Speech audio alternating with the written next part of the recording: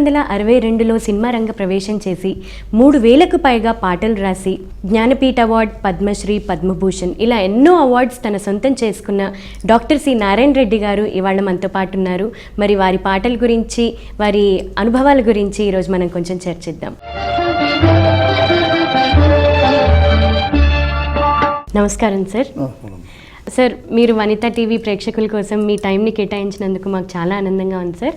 మరి మీరు మొట్టమొదటిగా చిత్రాల్లో రాసిన మొట్టమొదటి పాట నన్ను దోచుకుంది వాటే. మరి మీ చలనచిత్ర పరిశ్రమలోకి ఆ ఎంట్రీ ఎలా జరిగింది, ఎలా రావడం జరిగింది? అంతకుముందు మీరు ఎన్నో పాటలు రాశారు, ఎన్నో బుక్స్ కూడా రిలీజ్ అయ్యాయి మీవి, కానీ చలనచిత్రంలో మాత్రం మొట్టమొదటి పాట నన్ను దోచుకుంది వాటే. మరి ఆ ఎంట్రీ ఎలా జరిగింది సార్? చలనచిత్ర రంగంలోకి మహానటులు ఎన్టీఆర్ నన్ను పాటలు రాయవలసిందిగా ఆహ్వానించారు. ఆయన నా గురించి విన్నారు, నాకు కొంచెం పరిచయం ఉంది. అప్పుడు ఆయన అడిగారు, సారథి స్టూడియోస్లో షూటింగ్లు జరిగేవి ఎప్పుడు, రెడ్డి గారు మీరు కావ్యాలు, కవితలే రాస్తారా లేక సినీ గీతాలు రాయడానికి ఏమైనా అభ్యంతరం ఉందా అని. తగిన పద్ధతిలో తగిన వారు రాయిస్తే నాకు ఏ రకమైన అభ్యంతరం లేదు, అయితే ఆ అవకాశం మాకే దక్కుతుందేమో అన్నారు. మీకు ఎప్పుడు వీలవుతుంది అంటే మార్చి నెలలో సెలవులు వస్తాయి, నేను అప్పుడు లెక్చరర్గా ఉన్నాను నిజాం కళాశాలలో, రాయడానికి వీలుంటుంది, ఒక వరుసలో 15 రోజులు ఉండగలుగుతాను మద్రాసులో. అప్పుడు అనుకున్నాం, తేదీ అది, నేను వెళ్ళాను. తాను స్వయంగా స్టేషన్కి వచ్చాడు. అప్పుడు ఈ విమానాలు అంతగా లేవు. వచ్చి తానే నన్ను రిసీవ్ చేసుకొని తమ ఇంటికి తీసుకెళ్ళి అక్కడ అన్న పాట కూడా అది ఇంకొక ప్రణయ గీతం. మరి ఈ గీతం గురించి చెప్పండి సార్. కలల అలలపై తేలెను అనేది నన్ను దోచుకుందువటే కంటే కవితాత్మకంగా ఉన్నది. అవునండి. కలల అలలపై తేలెను మామూలు అలలు కాదు, కలల అలలపై తేలెను మనసు మల్లెపువ్వై. ఇది కొంత ఈ ఉర్దూలో గజల్ పద్ధతిలో ఉందన్నమాట. ఓ మేరే జానే జన్, ఓ మేరే ఫిర్ తేరీ మర్మరి బాహో కా సహారా దే దే, కలలపై తేలెను మనసు మల్లెపువ్వై, ఎగిసిపోదునో చెలియా నీవే ఇక నేనై. ఇది కవితాత్మకంగా, లిరికల్గా, మ్యూజికల్గా రెండు రకాలుగా బాగా కుదిరింది. కానీ నన్ను దోచుకుందు బట్టేకి వచ్చిన ప్రాచుర్యం, పాపులర్. రాసేటప్పుడు మీకు వారు సిచ్యువేషన్ కానీ ఏమన్నా చెప్పడం జరిగిందా? ఎలా చెప్పడం జరిగింది? సిచ్యువేషన్ ఒకేసారి చెప్పేవాడు ఆయన ప్రతి పాఠం. త్రివిక్రమరావు గారని వారి సోదరుడు నిర్మాత, వారు పక్కనే కూర్చుండేవారు. వారికి పెద్ద సాహిత్య పరిజ్ఞానం లేదు, కానీ సంగీతం పట్ల కొంత ఆసక్తి ఉంది. సంగీతం ట్యూన్ చేసేటప్పుడు ఆయన కొన్ని సలహాలు ఇచ్చేవాడు. రచన చేసేటప్పుడు ఎన్టీఆర్ఏ. అంటే ఇప్పుడు ఒక పాట రాస్తున్నారు, దాని గురించి మాట్లాడుతున్నారు అంటే మొత్తం టీం మొత్తం ఉండేవారా సార్, లేకపోతే ఓన్లీ మ్యూజిక్ డైరెక్టర్ అలా ఉండేవారా? టీం అంటే ఉంది, మ్యూజిక్ డైరెక్టర్, హీరో గారు కూడా, ఎన్టీఆర్ గారు. హీరో లేదు. అంటే మొత్తం పాట అయిన తర్వాత, రాసిన తర్వాత అప్పుడు కూడా హీరోతో సంబంధం లేదు, పిక్చరైజేషన్ చేయడమే. డైరెక్ట్ గా ఆన్ సెట్. Okay okay. ఒకవేళ నాయకుడు, కథానాయకుడు ఉన్నాడే, ఏమండి ఈ పాట రాశారట ఎలా ఉంది అని అడిగితే అప్పుడు చెప్పడమే.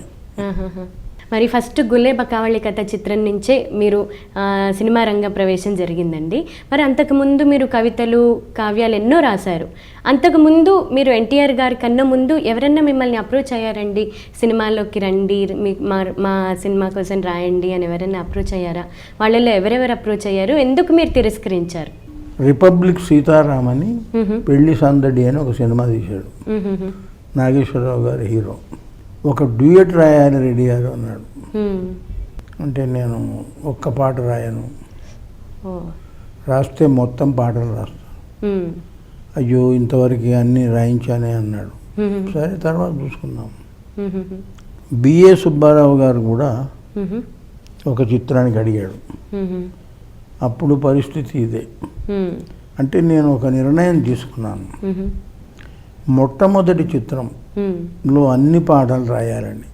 దానికి అంగీకరించాడు ఎన్టీఆర్ గారు. కాబట్టి గులే బకావళి కథకు మొత్తం పాటలు రాశాను, కారణం అది. అవునండి, మొత్తం పాటలు రాయాలి అనుకున్నారు. అది కూడా ఇంత అద్భుతమైన చిత్రానికి ఇన్ని సూపర్ హిట్స్ రాశారు. అంటే మీరు రాసిన పాటలు అంత అద్భుతంగా ప్రజల్లోకి ఎక్కాయి. అండ్ ఇప్పటికీ మా జనరేషన్ కానీ, మా నెక్స్ట్ జనరేషన్ కానీ, ఆ తర్వాత జనరేషన్ వాళ్ళు కానీ పాడుకున్నా కూడా అవి కొత్తగానే ఉంటాయి, ఎప్పటికీ అలాగే నిలిచిపోతాయి. ముఖ్యంగా ఇందులోనే ఒక జాబళి ఉంది. అవునండి, జాబళి అనేది ఒక ప్రక్రియ. మదన సుందర నాదొరా నామది నిన్నుగని పొంగినదిరా వన్యదొరా ఓ మదన సుందర నాదొరా. అవునండి, అంటే కర్ణాటక సంగీతంలో ఉన్న జావళి దాన్నే దీనికి కూడా చిత్రాల్లో కూడా.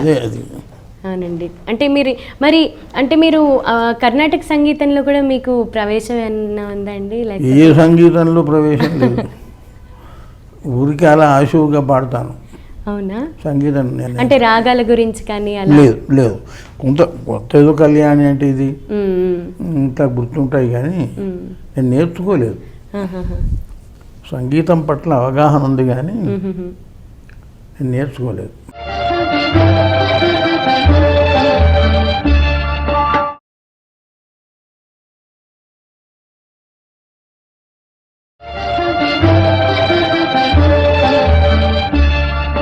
మరి 62లో గులే బకావళి కథ చిత్రంతో మీ చలనచిత్ర ప్రవేశం జరిగిందండి. మరి అంతకన్నా ముందు చలనచిత్రంలో ఎంతోమంది రచయితలు వారు ఉండేవారు. అంటే సముద్రాల గారు, తర్వాత ఆత్రేయ గారు, అలా ఎంతోమంది ఉండేవారు. మరి వారితో అప్పుడే వచ్చారు మీరు కొత్తగా, వారితో సాన్నిహిత్యం ఎలా ఉండేదండి మీకు? నేను సినీ కవిగా మొదటి చిత్రం కానీ కవిగా, ఒక రచయితగా వారందరూ నాకు సుపరిచితులు. ఆత్రేయ, శ్రీశ్రీ, ఆరుద్ర, వీరందరూ, అనిశెట్టి, వీరందరూ నాకు బాగా సన్నిహితులు, సుపరిచితులు. కాబట్టి విశేషం ఏమీ లేదు.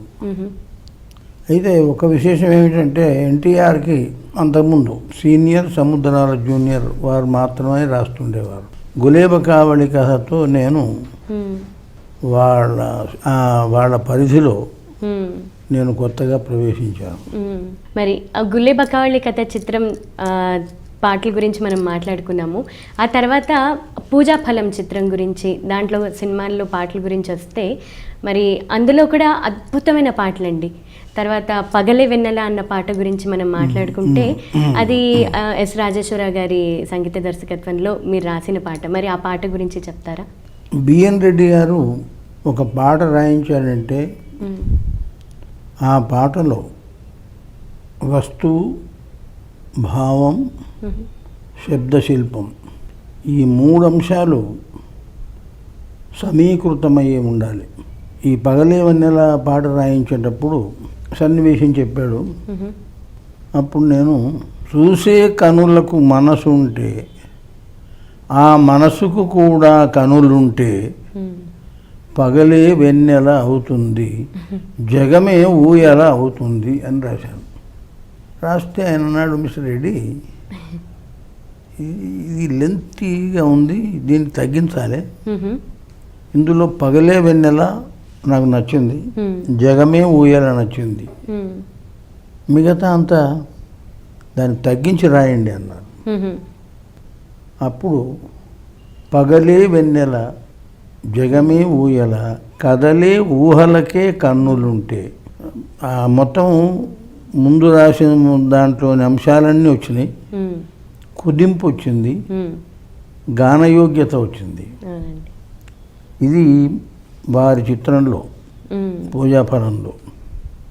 పగలే వెన్నెల జగమే ఊయల కదలే ఊహలకే కన్నులుంటే పగలే వెన్నెల జగమే ఊయల కదలే ఊహలకి కన్నులుంటే పగలే వెన్నెల. ఒక రకంగా ఇది భావగీతం. అవునండి. పగలే వెన్నెల, పగలు వెన్నెల అవుతుంది. జగమే ఊయల, ఈ లోకం ఊయల ఎలా అవుతుంది? ఎలా అవుతుందంటే కదలే ఊహలకే కన్నులుంటాయి. ఊహలకు కళ్ళుంటే పగలు వెన్నెలవుతుంది, జగము ఊయలవుతుంది.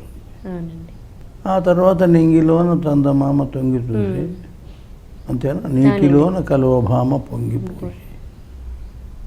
ఇది కూడా ఎస్ రాజేశ్వరరావు గారి గురించి కొన్ని మాటలు చెప్తారండి. రాజేశ్వరరావు గారు ప్రసాద్ ఆర్ట్ పిక్చర్స్ దానికి కులగోత్రాలకు ఒక 2 డ్యూయట్ రాశాను. ఆయన ట్యూన్ చేశాడు రాసిచ్చిన తర్వాత. పగలే వెన్నెల జగమే ఊయల కదలే ఊహలకే కన్నులుంటే, అంతే ఆయన చేసింది. అప్పుడు బిఎన్ రెడ్డి గారు అన్నారు, దాన్ని కొంచెం పెంచండి రాగయుక్తంగా అన్నాడు. అప్పుడు రాజేశ్వరరావు గారంటే రాగేశ్వరరావు. పగలే వెన్నెల జగమే ఊయల కదలే ఊహలకే కన్నులుంటే. మరి అంతకుముందు మీరు సీనియర్ ఎన్టీఆర్ గారి పాటలు ఎన్నో రాశారు.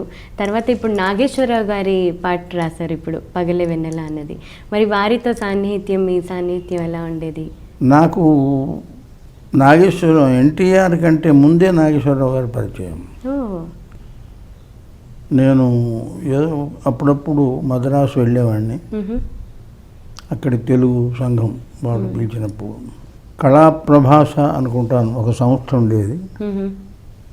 అది జీవరలక్ష్మి జగ్గయ్య గారు ఏర్పాటు చేసిన సంస్థ. వారు కర్పూర వసంతరాయలు అని నా కావ్యాన్ని గానం చేసి ఒక సమావేశం ఏర్పాటు చేశారు. అప్పుడు నాగేశ్వరరావు గారితో పరిచయం. ఆయన అధ్యక్షుడు. దాదాపు గంటన్నర సేపు నేను గానం చేశాను. అలా తల వంచుకొని చూశాడు. సాహిత్య పరిజ్ఞానం అప్పటికి ఇంకా రాలేదు ఆయనకు. మా అంతా అయిపోయిన తర్వాత అందరూ మాట్లాడారు. ఈయన అధ్యక్షుడు మాట్లాడాలి కదా. నాకు నారాయణ రెడ్డి గారు పాడుతుంటే విన్నాను, నాకు బాగుంది. ఎందుకు బాగుందో చెప్పే నాకు సాహిత్య జ్ఞానం లేదు అని అంత వినయంగా ఆయన మాట్లాడాడు. అప్పుడు పరిచయం. ఆ తర్వాత ఎన్టీఆర్ పరిచయం ఇక్కడ సారథి స్టూడియోస్లో. కలిసి ఉంటే కల సుఖం అనుకుంటా. ఆ చిత్రం తీసేటప్పుడు ఒక మిత్రుడు అతనికి పరిచయం చేయమని తీసుకెళ్ళాడు. అప్పుడే రామారావు గారు అడిగారు నన్ను, ఏమి మీరు కావ్యాలు రాశారు, మరి ఏమైనా పాటలు రాశారా? మబ్బులో ఏముంది అని అంతకుముందు రాసినది, అది వినిపించాను నేను. అయితే మనసులో ఆయనకు ఏర్పడింది, మీరు ఇంత మంచి పాటలు రాస్తారు, మరి సినిమా పాటలు రాయడానికి మీకేమైనా అభ్యంతరం ఉందా? తగిన వారు రాయిస్తే నేను తప్పకుండా రాస్తాను. నా పద్ధతులు, నా నియమావళి ఏమిటి అన్నాడు. మొట్టమొదటి చిత్రంలో నేను మొత్తం పాటలు రాస్తే అంటే మొట్టమొదటి చిత్రంలోనే అలా ఉండేదండి, తర్వాత ఒక్కొక్క పాట రాయమన్నా మీరు? తర్వాత రాశాను కదా, అవునండి, 1-2 రాశారు. అంటే మొట్టమొదటి చిత్రంలో మాత్రం అన్ని పాటలు మీరు రాయాలి. ఎందుకంటే ఏ పాట రాణిస్తుందో, ఓ 10 పాటలు ఉన్నాయి, 6 పాటలు ఉన్నాయి అనుకోండి, ఈ మొత్తం రాసినప్పుడు మన రచన విధానం దేంట్లో బాగుంటుందో రాణిస్తుందో అని అర్థం అవుతుంది. అవునండి, చాలా మంచిదండి. Thank you very much. మరి వనిత టీవీ ప్రేక్షకుల కోసం మీవి ఎన్నో అద్భుతమైన పాటలు ఉన్నాయి. అందులో ఈ ఎపిసోడ్లో ఒక 3 పాటల గురించి మనం చర్చించుకున్నాం. మీ సమయాన్ని కేటాయించినందుకు ధన్యవాదాలు sir. Thank you very much.